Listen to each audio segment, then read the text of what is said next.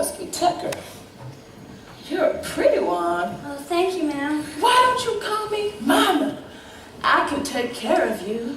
Right here is what we call Murderer's Row. Oh, is that nicer?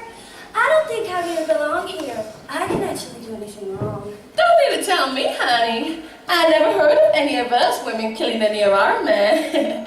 You want to know if I did it? To hell I did it. And if I could go back, I wouldn't change a thing. I mean, would you? Prostituting my body at 11 isn't the way I planned my childhood to play out. But with a gambling drunkard daddy like mine, I guess I had no choice. You see, my daddy used to go out and get himself in a whole heaps of debt. And his only way out would be to use me.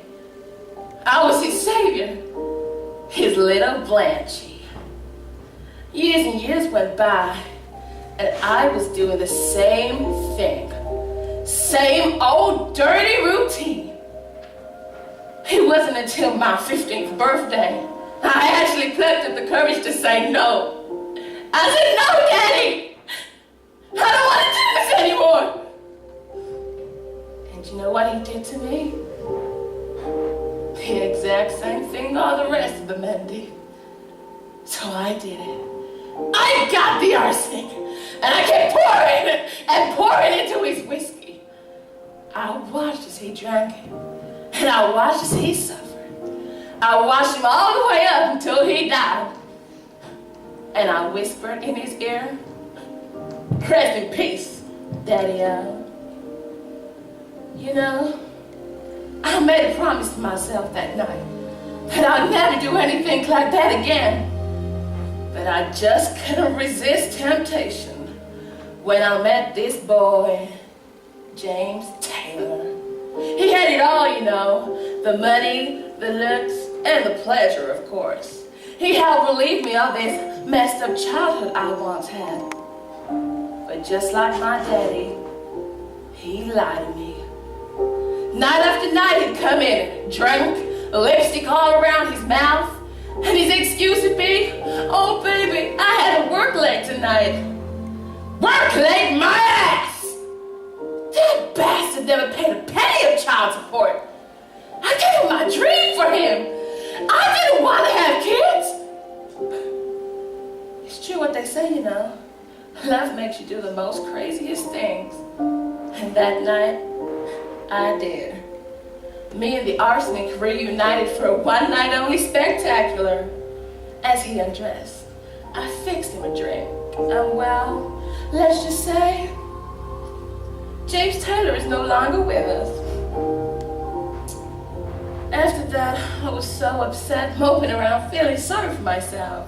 And after all, I had lost the love of my life to a tragic accident. Another relationship just wasn't on the cards. That was, of course, until I met Raymond Reed.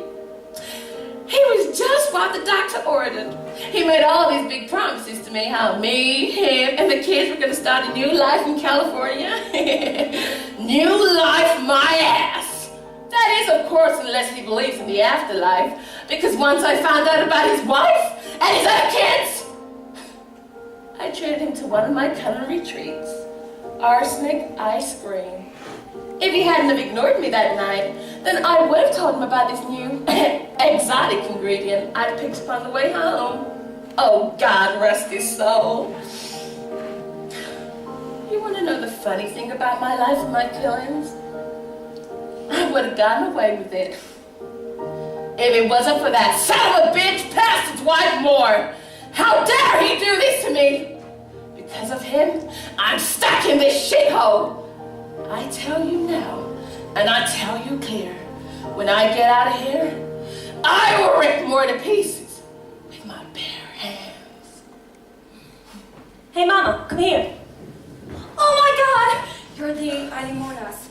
You know I was there that night? The night you got arrested? Yeah, you and half of Chicago. Look at this, Mama. Another story announcing me in Red Book magazine. Not in living memory do we recall a horrible half-dozen homicide. Baby, you can buy the kind of publicity. Couldn't buy it? I guess I can keep these then.